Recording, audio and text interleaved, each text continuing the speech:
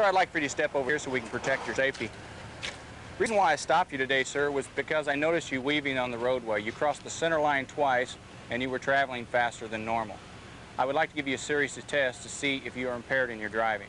Would you agree to take these tests? Okay. Could you step up here just a bit? Sir, the first test I'm going to give you is called a horizontal gaze nystagmus.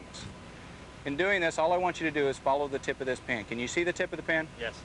Okay, there's a black dot. Can you reach out and touch that, please? Sure. There you go. Okay. Moving your eyes only and not moving your head, I want you to follow the tip of the pen. Okay. Do you understand? Yes.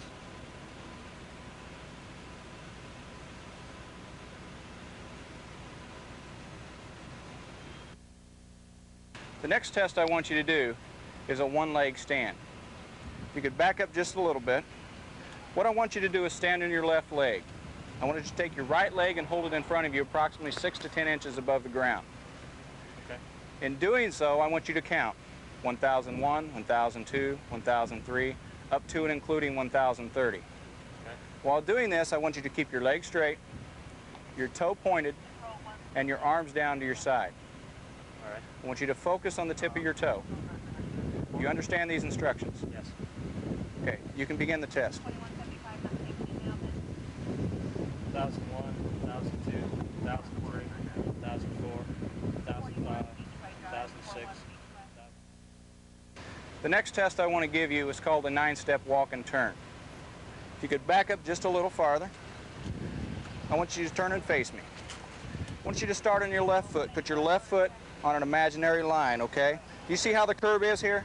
Yes. Since we have no line, I want you to walk parallel to the curb when I tell you to do this. All right. I want you to put your left foot on the ground, put your right foot to the toe of your left foot, and stand there with your arms down to your side. Okay. Could you do that, please, or now? Okay, now I don't want you to do anything else till I tell you to do so. Okay. When I tell you to do so, I want you to take 9 steps, heel to toe, parallel to the curb. Okay? At the end of the 9 steps, watch my feet, please. I want you to take a series of small steps, like this, to make a turn, and walk 9 steps, heel to toe, back down the line to where you're at right now. Okay. In doing this, I want you to keep your arms to your side, count each step out loud, and don't stop once you've started the test. Okay. Do you understand? Yes. Okay, you can begin the test. 1, 2, 3, 4, 5, 6, 7, 8, 9.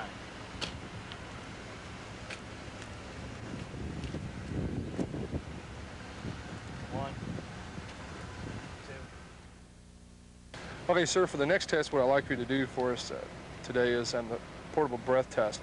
And what this is that this gives us some idea on how much alcohol you have in your system.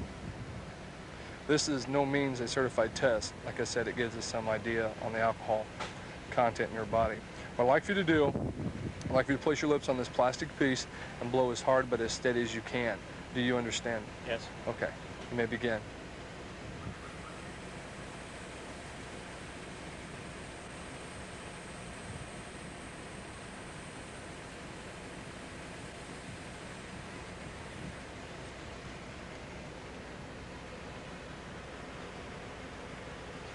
This is not consistent with his impairment. We need to have a DRT.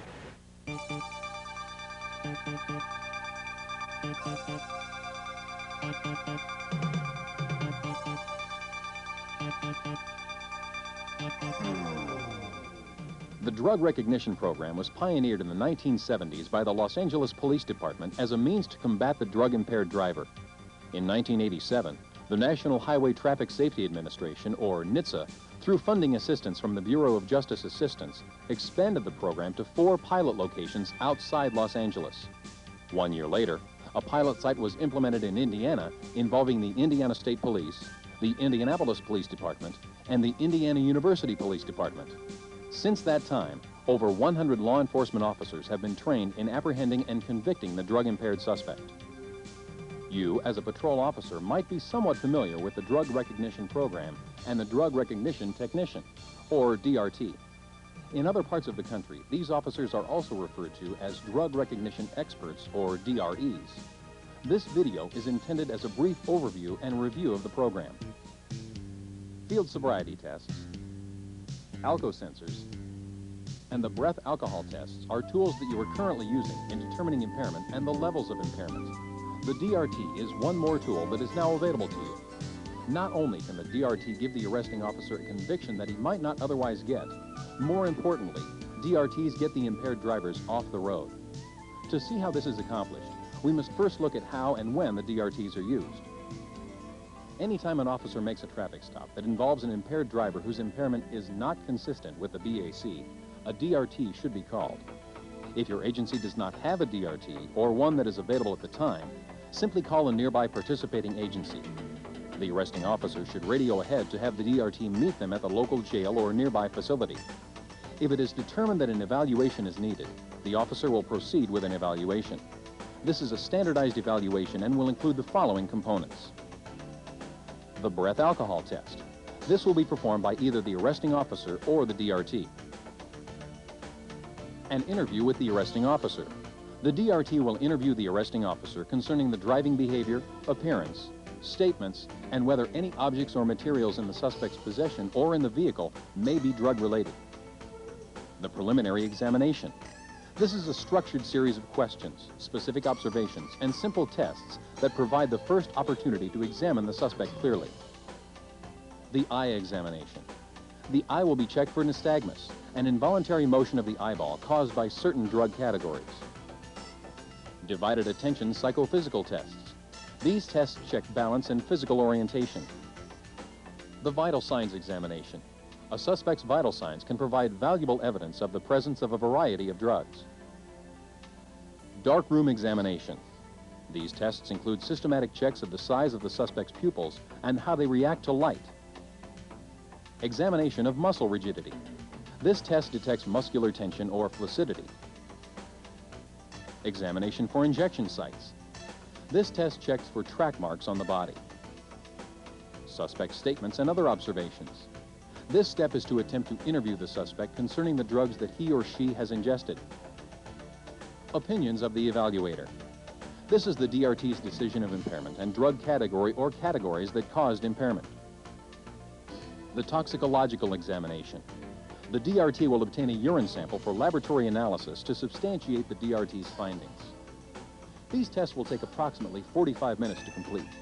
Evaluations are performed in a standardized and systematic method. This standardized evaluation method is more admissible and acceptable in the court system. The DRT will be a technical witness to assist the arresting officer in getting a conviction. Since the program's inception, DRTs have been accurate nearly 80% of the time on their evaluations in identifying the correct drug classification or classifications. This percentage could be artificially low due to the fact that laboratories have difficulty in testing for certain drug types. More than 50% of individuals with positive test results had 2 drug classifications in their system, while over 30% had only a single drug category in their systems. An alarming 12% tested have 3 or more drug categories in their systems.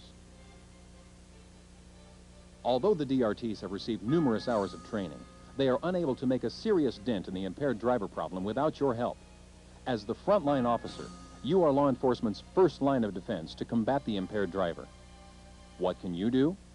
First, call a DRT if a driver's BAC is not consistent with impairment. Second, at the scene, look for and document signs of impairment including body tremors, bloodshot eyes, dilated or constricted pupils, abnormal behavior. What can the DRTs do for you? They give you a set of standardized tests that help document your arrest, but more importantly, it removes the impaired driver from the street. This makes the street safer for you, fellow officers, friends, and loved ones.